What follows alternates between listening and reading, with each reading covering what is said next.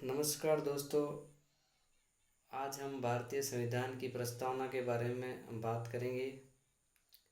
राजस्थान के सभी प्रकार की प्रतियोगिता परीक्षाओं में इस टॉपिक से एक आध क्वेश्चन हमेशा रहता है।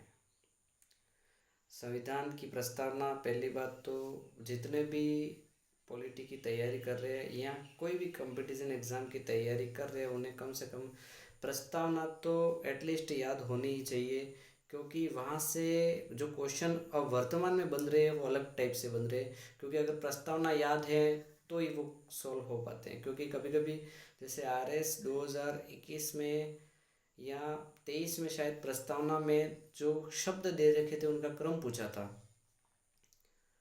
तो इसलिए क्रम तभी बता सकते हैं या क्रम से तुम तभी जमा सकते हो जब तुम्हें भारतीय संविधान की पूरी प्रस्तावना क्रम से याद हो तभी।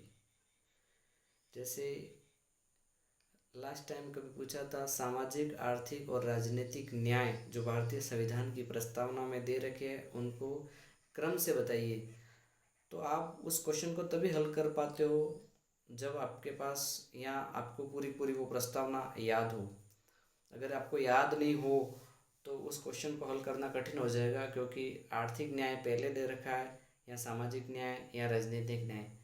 या कभी कभी ऐसा क्वेश्चन पूछ लेता है, वो चारों तीनों प्रकार के न्याय दे रखा होता है और एक और न्याय जोड़ देता है उसमें।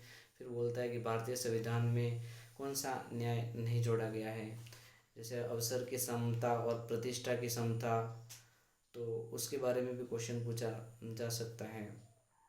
इसलिए हमें पूरी पूरी भारतीय संविधान की जो प्रस्तावना है उसको याद रखना चाहिए।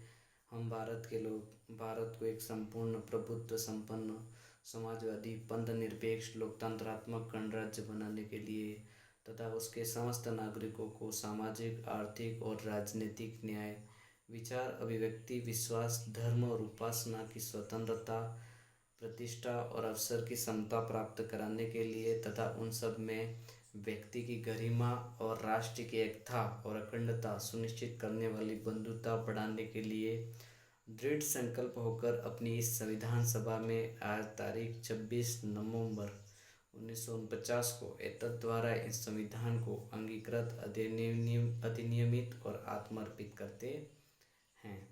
तो आप सभी को ये पूरी पूरी प्रस्तावना बिल्कुल याद हो जानी चाहिए, क्योंकि हर एक एग्ज़ाम में यहाँ से क्वेश्चन ज़रूर बनता है और एकदम सिंपल क्वेश्चन होता है, हल हो जाता है। ये गलत नहीं होना चाहिए।